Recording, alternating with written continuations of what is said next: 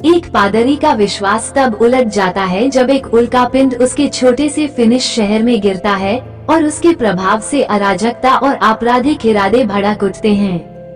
Little Siberia, आखिर क्या है पादरी की प्रॉब्लम, कैसे बचाएगा इस उल्कापिंड को पहिए? आखिर क्या है पादरी की प्रॉब्लम, कैसे बचाएगा इस उल्कापिंड को पहिए? Full review. लिटिल साइबेरिया नाम की फिनलैंड की एक फिल्म नेटफ्लिक्स पर 21 मार्च को हिंदी डबिंग सबटाइटल के साथ रिलीज की गई है। फिनलैंड की यह पहली फिल्म है जो नेटफ्लिक्स पर रिलीज की गई है। अभी तक IMDb पर इसे 5.4/10 की रेटिंग मिल चुकी है।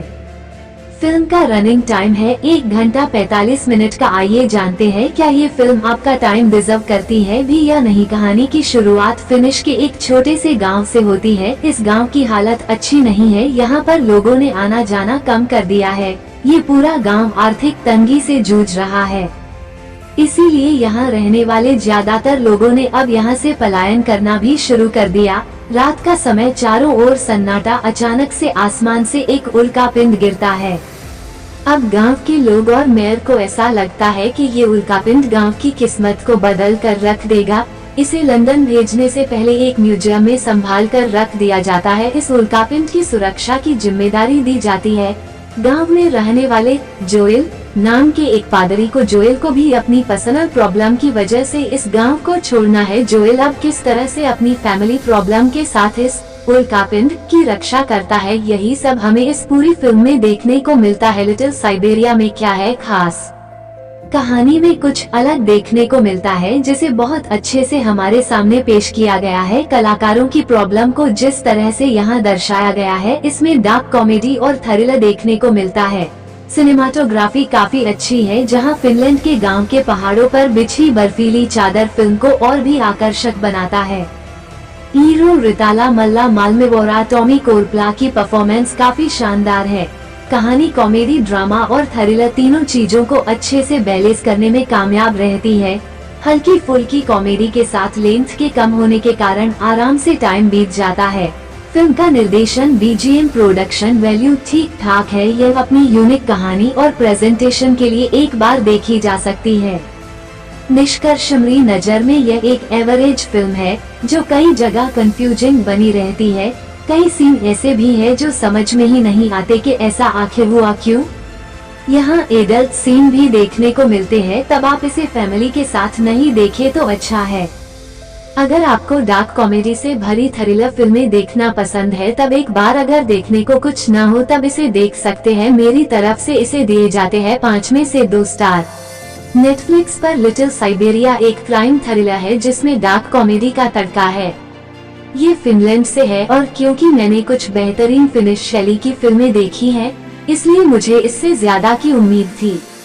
नतीजतन मैं थोड़ा निराश हुआ। हमारी पूरी लिटिल साइबेरिया फिल्म समीक्षा यहाँ पढ़ें। लिटिल साइबेरिया फिनलैंड की एक नई नेटफ्लिक्स फिल्म है। संगठन का शीर्षक पिक्कू सिपेरिया। यह अपराध, थ्रिलर और ड्रामा तत्वों से युक्त एक विशिष्ट शैली का मिश्रण है, लेकिन इसे एक साथ बांधने के लिए डार्क कॉमेडी का उपयोग किया गया है। अगर आपने हाल के वर्षों में कुछ बेहतरीन फिनिश फिल्में देखी हैं, तो आप कुछ और उम्मीद कर सकते हैं। मुझे पता है कि मैंने निश्चित रूप से ऐसा किया था और यह इस फिल्म के लिए बहुत बड़ा नुकसान साबित हुआ। मुझे उम्मीद थी कि इसमें और भी कुछ होगा, इसलिए यह मुझे उस चीज का हल्का संस्करण लग रहा था जिसकी मैं उम्मीद कर रहा था। फिनलैंड के एक गांव में उल्कापिंड गिरा। लिटिल साइबेरिया के शुरुआती दृश्य में दिखाया गया है कि कैसे हुर्मेवारा के छोटे से गांव में रहने वाले लोगों के लिए सब कुछ उलट पुलट हो जाएगा। एक उल्कापिंड आग की लपटों के साथ नीचे गिरता है। जब ये कार की छत से नीचे गिरता है तो इसका आकार सिर्फ एक अंगूर के फल के बराबर होता है, लेकिन फिर भी यह सब कुछ बदल देता है। शहर के मेयर को यकीन है कि यह उल्कापिंड बहुत कीमती है। वास्तव में उनका मानना है कि इससे लाखों की कमाई हो सकती है और धीरे धीरे खत्म हो रहे गांव को बचाया जा सकता है। जोएल, गांव का पुजारी और एक अनुभवी शांतिदूत, ताकि वो आदमी लड़ सके, उन लोगों में से एक है जो उल्कापिंड की रक्षा के लिए स्वयंसेवक हैं। वह वैसे भी अनिद्रा से पीड़ित है, इसलिए यह उसे रात के दौरान कुछ करने के लिए देता है। इसे मूल्यांकन के लिए लंदन भेजे जाने से पहले एक पुराने संग्रहालय में रखा जा रहा है, इसलिए जोएल वहीं बैठता है। रात खत्म होने से पहले ये स्पष्ट है कि इसे वास्तव में सुरक्षा की आवश्यकता है। जोएल शौकिया और पेशेवर दोनों तरह के अपराधियों से लड़ रहा है। हालांकि जोएल के दिमाग पर किसी अंतरिक्ष चट्टान से भी ज्यादा एक निजी रहस्य हावी है। फिनलैंड की पहली नेटफ्लिक्स फिल्म फिनलैंड की इस पहली नेटफ्लिक्स फिल्म में असली रहस्य उल्कापिंड के बारे में नहीं है, मुख्य नायक जोएल के लिए नहीं। इसके बजाय यह इस तथ्य से जुड़ा है कि उसकी पत्नी ने हाल ही में खुलासा किया है कि वह गर्भवती है। ये बहुत अच्छी खबर है क्योंकि वे सालों से गर्भवती होने की कोशिश कर रहे थे। अब वे आखिरकार सफल हो गए हैं। हालांकि एक छोटी सी समस्या है, जोएल बच्चे पैदा करने में असमर्थ है। शांति रक्षक के रूप में एक मिशन पर जाने के दौरान वह घायल हो गया था। हालांकि वो कभी भी अपनी पत्नी को ये बात नहीं बता पाया। यही वजह है कि वे सालों से गर्भवती होने की कोशिश कर रहे हैं। बेशक डॉक्टर का आधिकारिक संदेश ये है कि उसे अपनी पत्नी को गर्भवती करने के लिए चमत्कार की आवश्यकता होगी, तो असंभव नहीं है, लेकिन अच्छा है।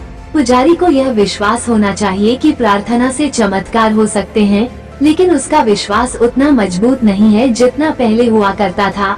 उल्कापिंड भी संकेत देता है कि उसका ईश्वर स्वर्ग में एकमात्र चीज नहीं है और इसने उसे परेशान कर दिया है और काफी उदास है।